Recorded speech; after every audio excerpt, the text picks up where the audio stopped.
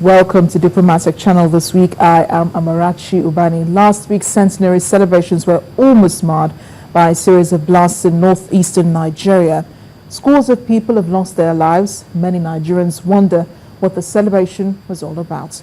Save for those who gathered at the International Conference Center where the International Peace Conference was held to kickstart the Centenary celebrations proper. More than 28 world leaders were there to discuss the menace of terrorism on the continent and how it had affected not just everyday living, but economies and governance as well. The horror and gravity of the recent attacks were not lost on President Goodluck Jonathan, who once again reiterated Nigeria's fight against terrorism.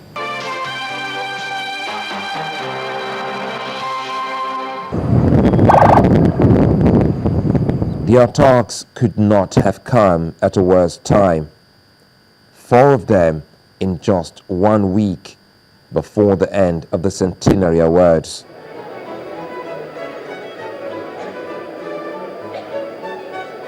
Though official figures for a number of the dead in the Yobe school attack was put at 29, it did not take away the gravity and seriousness of another gruesome experience for the innocent in northeastern Nigeria.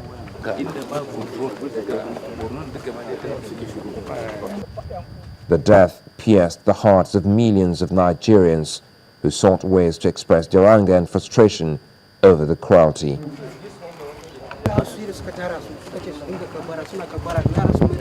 That happened just before the start of the Centenary celebrations.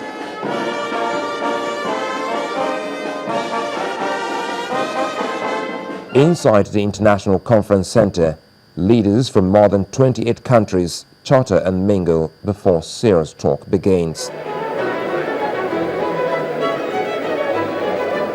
They know they are here to discuss the threat of terrorism that is spreading, and they begin with the host country. Human security is about freedom, freedom from want, through empowerment and equity, ensuring that all people have access to basic services, that they can find a livelihood and have a voice in determining where they live, and that their concerns are addressed and their priorities respected. Human security is not just a moral issue for our times, it is a political imperative, the cornerstone of social stability and human development. To achieve these objectives, we have to implement some in-depth interventions that will not only resolve all the security challenges, but also improve the living standards of the people, especially the most vulnerable, who include youths and women, as well as the grassroots community who are faced with poverty.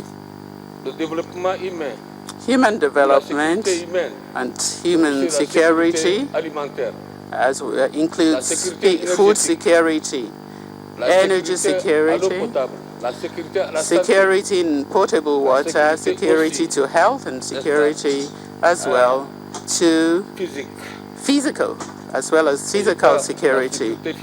And I believe when we talk about physical security, we are talking about the crucial element that will ensure security. The only way we Africans can break this vicious cycle is through improving our governance structures.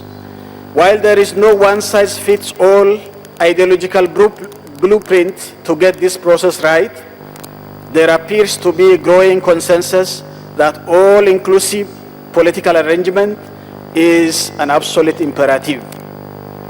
The whole notion of introducing all-inclusive political arrangement in any given system meant to address these historical inequalities could only make sense if this political experiment also at the same time involves putting in place policies that could ensure sustainable economic development, benefiting the cross-section of society, irrespective of ethnicity, gender, political affiliation, or class.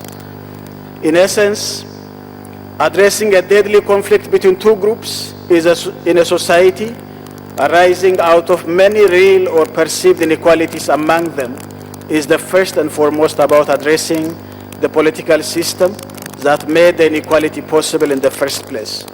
The source of many conflicts in Africa has mainly to do with the presence of, to borrow a phrase from Frances Stewart, horizontal inequality within a polity, be it political, economic, or social.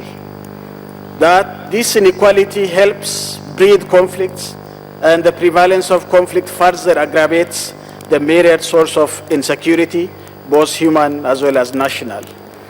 Others outside of Africa re-emphasize that terrorism is not peculiar to Africa. The threat is everywhere.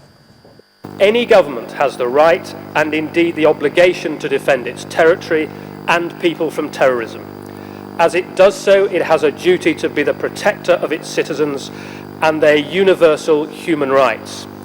The defence of African people and the proportionate use of legal force are mutually reinforcing. The United Kingdom will partner African governments in seeking the eradication of violent extremism and terrorism. But if we ignore the values that we want our children to benefit from, we will act as a recruiter for the likes of Boko Haram and Al-Shabaab.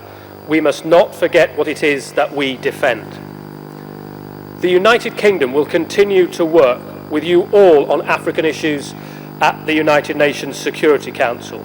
We are partners in the Commonwealth, which African countries continue to join. We want to see a strong, ambitious African Union. We are opening embassies and high commissions across Africa, building linkages and strengthening our understanding. And we are expanding our network of trade and investment experts throughout African countries.